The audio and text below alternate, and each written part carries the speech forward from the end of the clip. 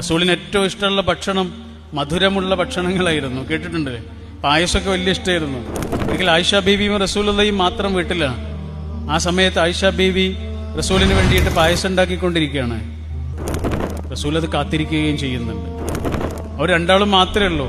മൂന്നാമതൊരാൾ അങ്ങോട്ട് വരരുത് എന്നവർ ആഗ്രഹിക്കുന്നുണ്ടാവും. പക്ഷെ അങ്ങോട്ടൊരാൾ വന്നു, ഒരു സഹാബി പെൺകുട്ടി. അവരുടെ കയ്യിലൊരു മണ്ണിന്റെ പാത്രം ഉണ്ടായിരുന്നു. റസൂൽ ഇത് ചോദിച്ചത്, എന്താണ് മോളെ? അപ്പൊ അവര് പറഞ്ഞത് സൗദാ ബീവി തന്നതാണ്, പായസമാണ്. റസൂലിന്റെ മറ്റൊരു ഇണ, നമ്മുടെ മറ്റൊരു ഉമ്മയായ സൗദാ ബീവി കൊടുത്തയച്ചതാണ്. പക്ഷെ ഈ സംസാരമൊക്കെ കേട്ടിട്ട് ആയിഷ ബീവി അകത്ത് നിന്ന് പുറത്തേക്ക് വന്നിട്ട് ചോദിച്ചു, എന്താ പാത്രത്തില്? അപ്പൊ റസൂലുള്ള പറയുന്നത്, ഇത് സൗദ കൊടുത്തയച്ച പായസമാണ് ആയിഷ. ചെറിയൊരു വിഷമമുണ്ടായി.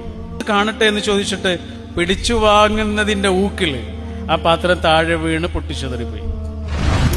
അകത്തേക്ക് പോയി വേറൊരു പാത്രം എടുത്തു കൊണ്ടുവന്ന് ചിന്തിപ്പോയ പായസം കൈകൊണ്ടിങ്ങനെ ഈ പാത്രത്തിലേക്ക് തുടച്ചെടുക്കുന്നതിനിടയിൽ ഹബീബായ റസൂൽ ആ പെൺകുട്ടിയോട് പറഞ്ഞു, മോളൊന്നും വിചാരിക്കരുത് കേട്ടോ, ഉമ്മാക്കൊരു അബദ്ധം പറ്റിയതാണ്. ആയിഷ ബീവിയുടെ കണ്ണ് നിറഞ്ഞിട്ടുണ്ടാവും. ഇതാണ് സ്നേഹം.